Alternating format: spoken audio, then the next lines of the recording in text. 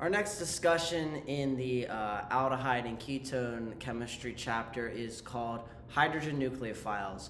Now there's not a lot to talk about here, and you've probably learned about these reagents in, like, say, the alcohol chapter by preparation, but you probably didn't talk about it quite in depth. And in this video, we're going to be looking at hydrogen nucleophiles reacting with ketones. We can use two types, and what's going to happen if we use a hydrogen nucleophiles, we're going to see when reacted with a ketone, we're going to get an alcohol. Pretty simple, so let's get right into it here. We can either use lithium aluminum hydride and then a separate individual step with H3O+, or we can use sodium borohydride and some sort of alcohol solvent.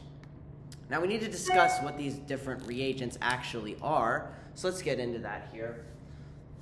We're going to call this lithium aluminum hydride. So what does that actually look like? Well, I'll draw it down here.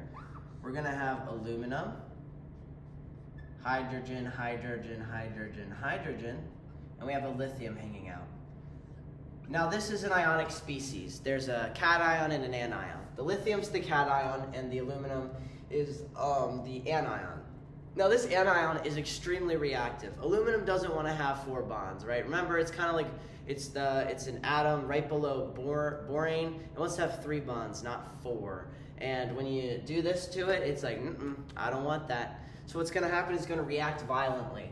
And the reason we do it in 2 steps is because if you put acid with it, let's say H3O+, well, it's going to see a tasty little free proton instead of a positive, partially positive carbon. It's going to say, oh, I'll just bond with you. And you'll make hydrogen gas, and it's going to leave your vessel, and you're not going to make any of the alcohol. You're just going to be left with ketone. So they couple together, and it leaves us hydrogen gas. That's not what you really want. You want it to react with the ketone, and we'll see how it reacts in a second, but I just want to make the important distinction that you do the lithium aluminum hydride by itself in a non-protic competing solvent. We'll see why sodium borohydride, you can do it all in one. That has to do with the reactivity of it, which we'll get to later. So let me draw a little mechanism here. It's quite simple how this works. It's a 2-parter. So I'm going to draw our aluminum hydride here, AlH4, right? And there's a negative charge.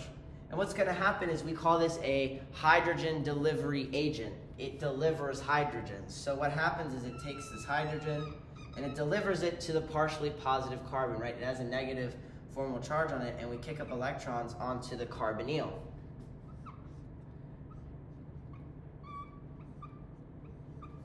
Notice that oxygen now has a negative charge, and it's in an acidic medium.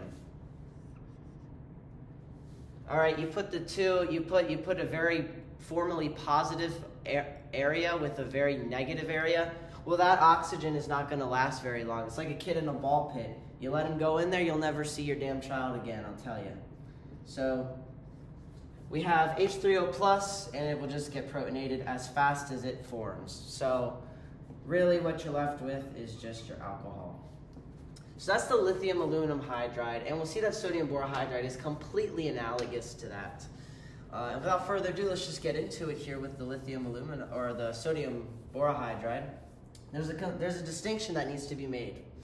Lithium aluminum hydride is a very violent species, right? It has that nasty aluminum hydride bond, and because of that, you need to do separate steps, right? Or it will just attack your acid and, eat it up and form what you don't want to get, which is just aluminum hydride and none of your alcohol. Be pretty sad. All right, so sodium borohydride is a little less reactive. The boron-hydrogen bond isn't as nasty. It looks like this. Same thing, but just a boron in the middle. And this is going to react with a ketone. I'll actually just start here. It's going to deliver hydrogen, same thing.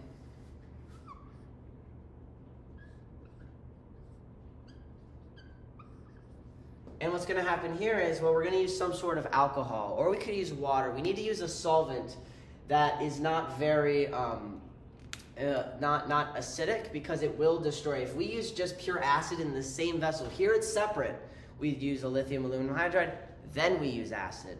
But here we put it all in the same one. We can't just use a strong acid or it will destroy the sodium borohydride.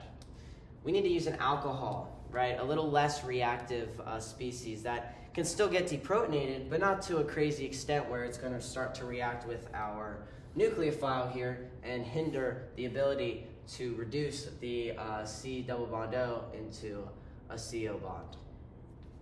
So we're going to take some sort of alcohol like that, and we just simply attack, and we're left with an alcohol. So same product, just a little bit of a different mechanism, and you need to know the nature of the different chemistries.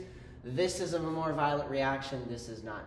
This is like when you use it in a lab, you need to pray to God you don't put it in your solvent, or else it will just like be such an exothermic reaction, you will be scared for your life and you might piss yourself. This is like, you added it, fizzles a little bit, okay, whatever. Yeah, this is a very nasty reagent. I wouldn't recommend. If you can always do sodium borohydride reduction, do that always, unless you need those really forcing conditions with the lithium aluminum hydride and acid. Hope you guys enjoyed this video. If you did, please drop a like, subscribe, comment if you have any questions. I would love to answer them. Have a wonderful day.